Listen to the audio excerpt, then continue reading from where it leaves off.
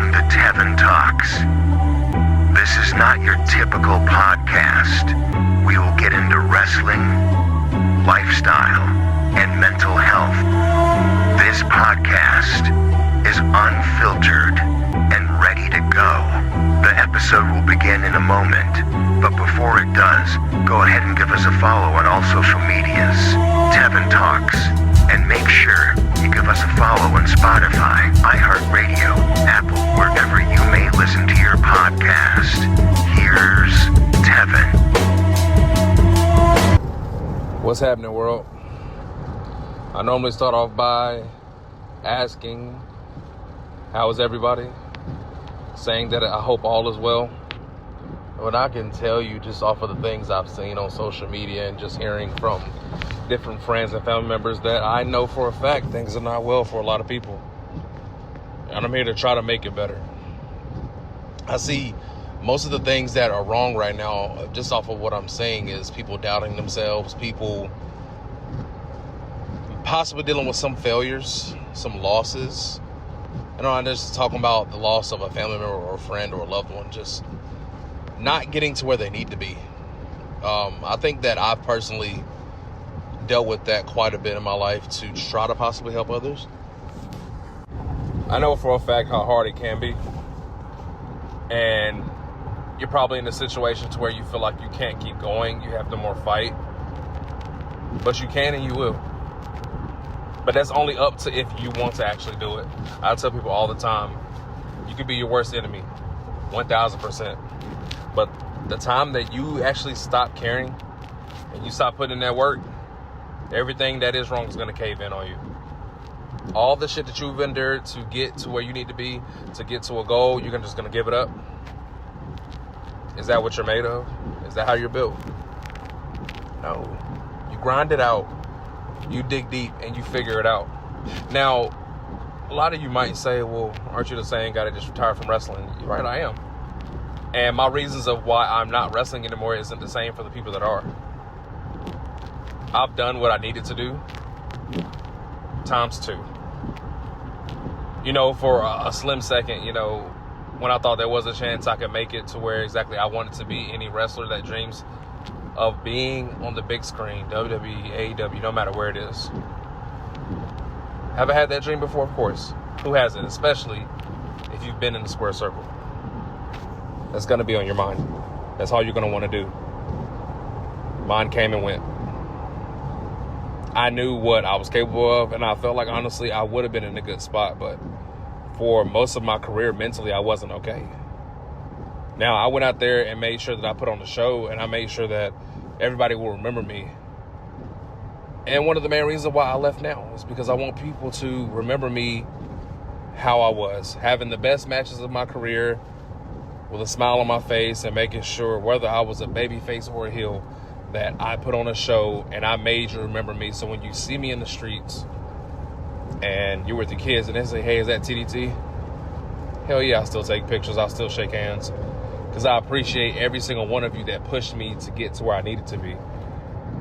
The fans are always going to be the reason why we keep doing this, because without you guys, what are we? Now, like in the time in the pandemic when wrestlers were wrestling in an empty stadium, man, it was cool that we were still able to see our favorite superstars on the screen, but it's not the same. Regardless if they're watching from a screen, it's not the same. And us as human beings, not necessarily saying that we need validation, but to hear somebody cheering you on when you're in the thick of everything, wrestling your heart out, it brings out a different kind of animal when we're in that ring. Keep being those loving fans. Keep pushing them. A lot of guys that wrestle, I can tell you now, and gals, they like to bottle up emotion, not say anything. You got some people that will sit here and tell you every single thing that's going on in their life and in wrestling, but that's not everybody. And for the ones that are not like that, kudos to you. Everybody's just simply not the same. And doubting yourself can be a bitch. I think that, especially nowadays, more people think less of themselves. More people think that they can't do it. They can't push through. They can't finish a job. They can't finish a project. You can and you will. But you have to want to do better for yourself. Like, a lot of people feel like if they don't get something right here and there that they failed. That's not the case at all. You're being tested. That's just your inner self telling you, hey, I need just a little bit more push. You can do this, but you cannot give up. And also, people think just because they don't reach a certain goal that they didn't make it.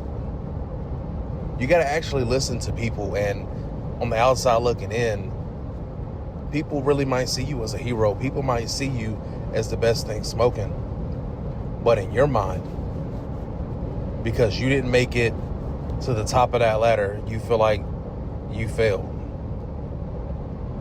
You don't know how many lives you changed. You don't know how many smiles you put on faces. You don't know how many times you've stopped somebody from jumping off of that ledge or ending themselves. I've had a situation, I'm just going to run by you guys. Once when I worked for the restaurant Cookout, I know you love Cookout. I can't say that I still love Cookout, but it was a very good job. It taught me a lot.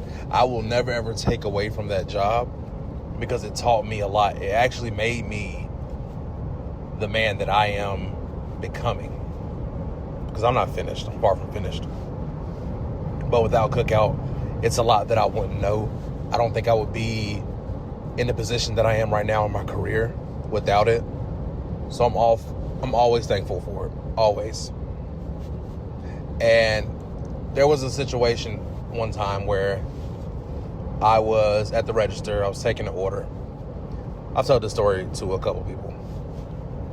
That the day that I knew that God was real, and I knew this before, and this is not a jab or any shade to anybody.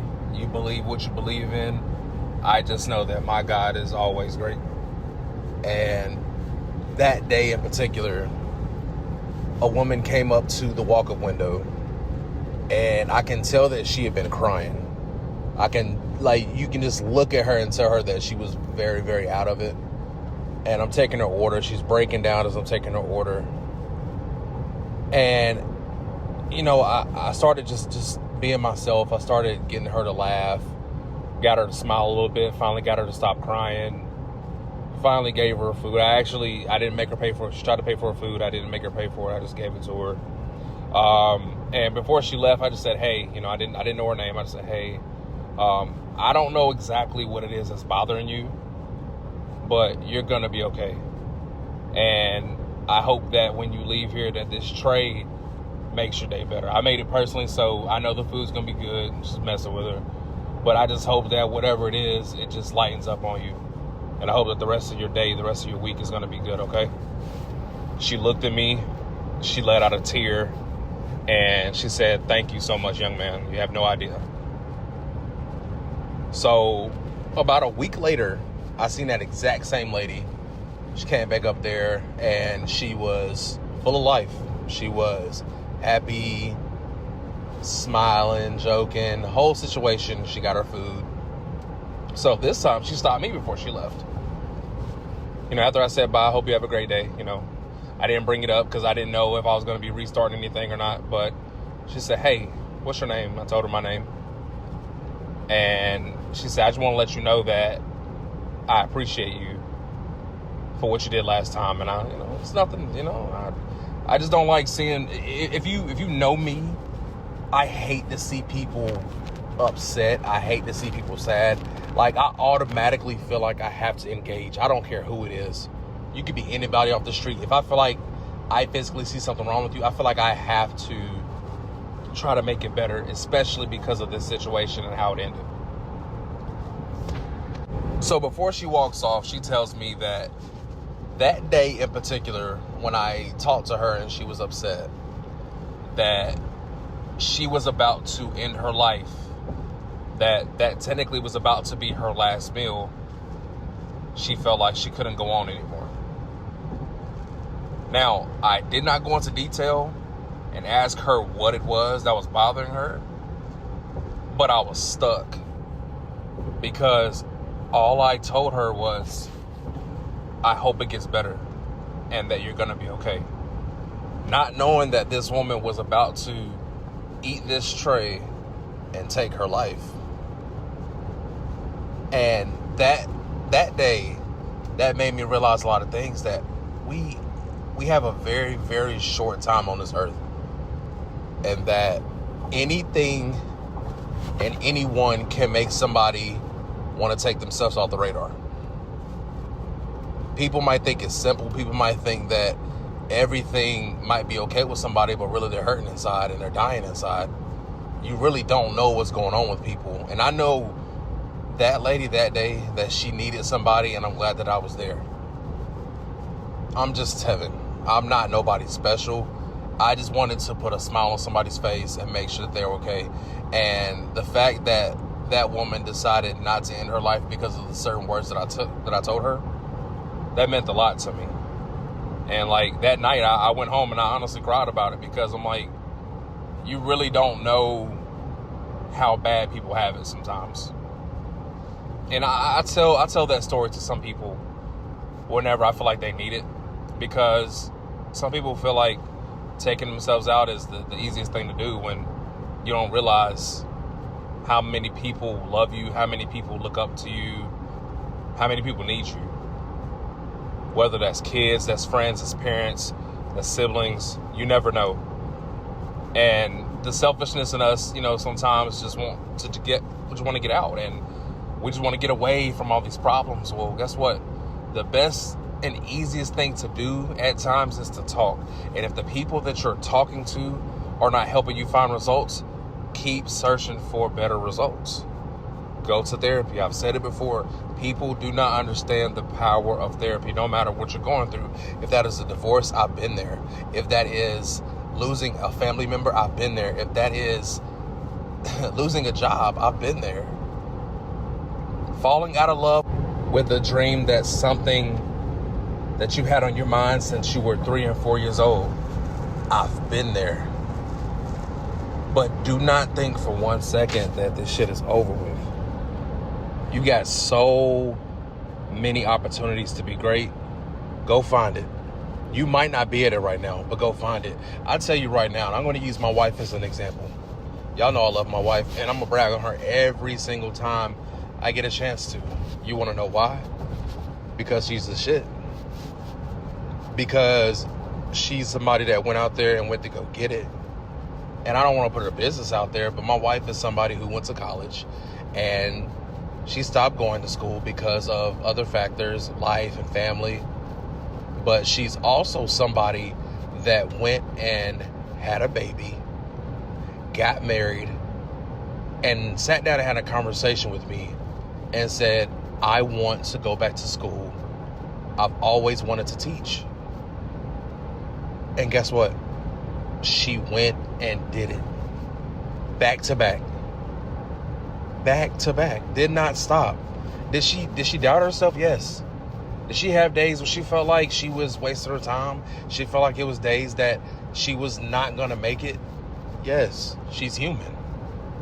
Who doesn't have those days? That's somebody that's a general manager of a restaurant, that is a wrestler, that is a football player, basketball player, a doctor, somebody that is a receptionist, somebody that is a cook, somebody that works in the cafeteria. They've had doubts, and they've had days where they didn't want to do this shit anymore. But she is somebody that decided to, have days that she felt down and she had to cry about it, but got the hell up and finished. Now she's somebody that's about to graduate college. After all these years, went back and did exactly what she said she was going to do. And she thanks me for pushing her. But the thing is, it wasn't me, it was her. She was the one that did it. I gave support verbally. Told her that she could do it. Told her that do not let whatever is in front of you the things that have shaded you in the past, things that have made you think that you couldn't make it, to hell with it. Every obstacle that you went through, every hurdle, you jumped over it with ease. Now here we are. I'm married to somebody that's about to graduate college right now. And I tell you every single day that I'm proud of you, and that I love you, and that I appreciate you, and that you make me strive to be better every single day. And I hope that everybody that's listening has that person. And if you don't have that person, I pray that you do find that person. Whether that's a best friend, that's your children, your parents, I hope that you find that. And I hope that anything that I said today may help you. I hope that if you're on the verge of a crash out, you actually listen to this and think, maybe it's not as bad as I think, or that it is that bad and that I need to go get help. Don't think for 1 second that you're bigger than any of this, and that you're able to be the best person regardless of what's going on, and that you can push through anything, because sometimes we just can't. And it's as simple as that. Don't think you're bigger than the program. Do not think for 1 second that everything's going to be okay when you are crashing out.